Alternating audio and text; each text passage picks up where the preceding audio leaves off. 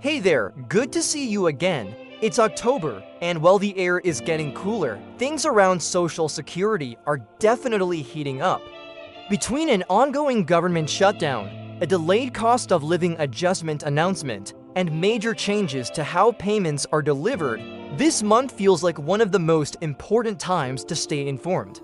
Even though benefits are still going out, a lot is shifting behind the scenes that could affect how you get paid, how your future benefits are calculated, and even who qualifies for them. These aren't just minor policy updates, they're changes that could impact your wallet, your daily routine, and your peace of mind. So let's break down what's happening right now, what's changing, and what you can do to stay prepared. Before we dive in, I'd love to hear from you. If you could fix one thing about the Social Security system today, what would it be? Maybe faster service, simpler online tools, or just clearer communication? Drop your thoughts in the comments. I read through them, and it really helps build a better picture of what everyone's going through. And while you're down there, make sure to subscribe so you don't miss the next update. Let's start with the question on everyone's mind. What's happening with payments in October? First off, your benefits are still being paid on time, even with the partial government shutdown. Social Security is funded through a permanent appropriation, which means the money doesn't rely on Congress passing a new spending bill.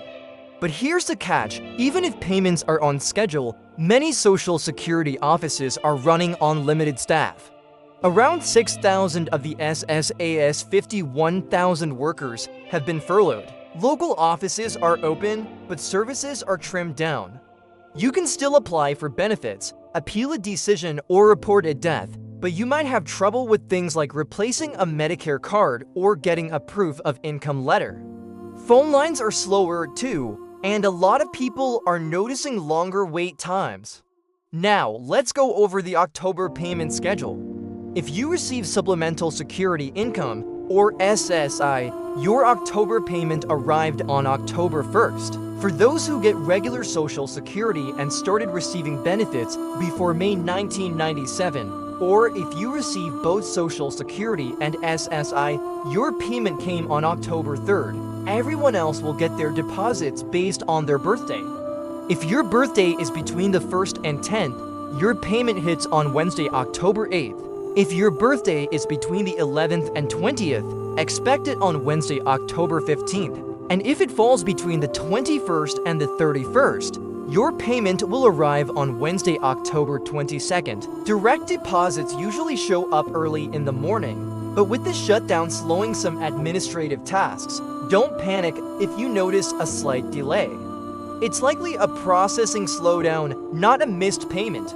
Speaking of payments, the big story this month is that paper checks are officially being phased out. As of September 30th, the SSA stopped mailing checks for nearly all beneficiaries. From now on, payments must go through direct deposit or the Treasury-backed Direct Express card. The reason for this shift is efficiency and security.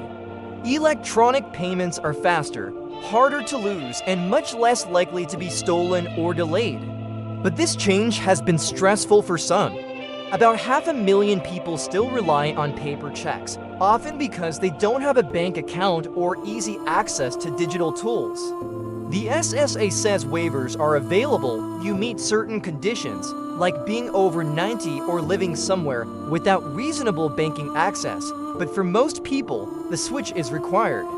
If you haven't set yours up yet, now is the time. Here's a quick tip. If you're struggling to set up direct deposit, check if your local community center, library, or senior organization is hosting a digital banking day.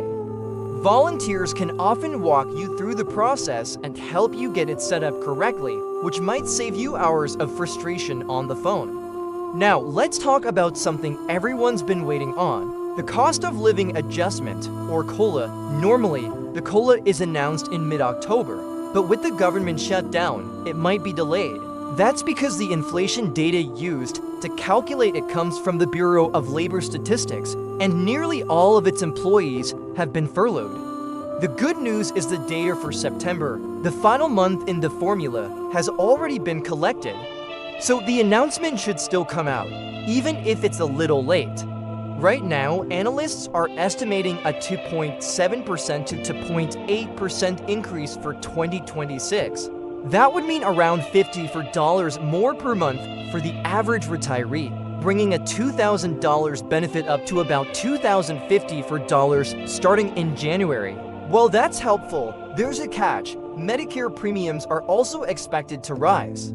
The Medicare trustees are projecting that the standard Part B premium will increase from $185 to $206.50 next year. That could eat up most, or even all, of that COLA raise for some people.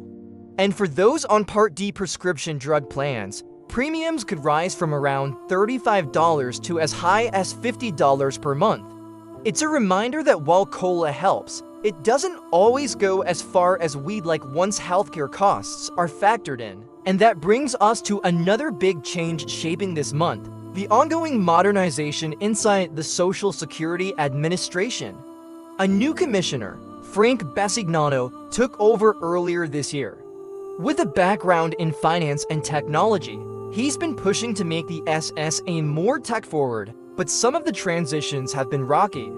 There's growing concern about reduced staff, longer call center wait times, and a recent whistleblower report claiming Social Security data may have been mishandled during a system migration. The agency insists the data is secure, but the story has raised eyebrows, especially with recent staff cuts and the push for automation. Beyond the shutdown and the COLA delay, there are some policy changes you should know about. One of the biggest is the repeal of the windfall elimination provision and the government pension offset, known as WEP and GPO. These were long-standing rules that reduced Social Security benefits for millions of public employees like teachers and firefighters who also had pensions from non-Social Security jobs. As of this year, those penalties are gone. Many retirees are now seeing larger checks, and some have already received retroactive lump sum adjustments. But another change is stirring some debate: new rules being drafted around disability benefits. The administration is reviewing how age factors into determining eligibility for Social Security disability insurance. Right now, older applicants are more likely to be approved because age is considered a factor in whether someone can adapt to new kinds of work. The proposed rule could make it harder for some older applicants to qualify. Just pausing for a moment to share something that could really help you or someone you care about. If you're 65 or older, or helping someone who is, you probably know how overwhelming Medicare can feel. The mailers, the endless calls, it's exhausting. My team and I came across a company called Chapter, and what stood out was their story. The founders built it after their own parents got stuck in the wrong Medicare plans. They realized how many people were being misled. That's what makes Chapter different. Their advisors aren't paid to push one plan over another. They're salaried, independent, and genuinely there to help. You'll speak with a real person who takes the time to understand your doctors, prescriptions, and preferences. The call is totally free, with no pressure. If you're already in the right plan, they'll tell you. If not, they'll help you find one that fits your needs. To talk to someone today, you can give Chapter a call at 615-639-1937 or visit askafter.org. Money, again, that's 615-639-1937. It's free and it might save you a lot of stress. Alright, let's get back to it. Critics of the proposed disability rule warn it could push disabled seniors into early retirement or onto other programs with less support. It's not in effect yet, but it's definitely one to keep an eye on. And of course, there's the big question about the trust fund. The latest projections say the combined Social Security trust funds could run short by 2033. Lawmakers are debating solutions, like raising the payroll tax cap so high earners contribute more. That could help, but experts warn it won't solve everything. For now, benefits are safe, but every year without action makes the eventual fix more complicated. If you've been feeling uneasy about all this, you're not alone. Between the shift to electronic payments, the COLA delay, and the shutdown, it's a lot to track. So what can you do right now? First, Double check that your payment method is set up correctly. Second, make sure your My Social Security account is active and secure it as your best tool for monitoring payments and catching issues early. Third, keep an eye out for the official COLA announcement. I know this can feel overwhelming, but staying informed is your best defense. I really want to know, how is the switch to direct deposit going for you? Have you run into any problems? Leave a comment and share your experience. Your story might help someone else. If you found this update helpful, give it a thumbs up so more people can find it.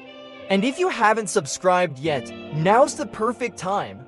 There's a lot more happening in the next few weeks, and I'll be here to walk you through it all.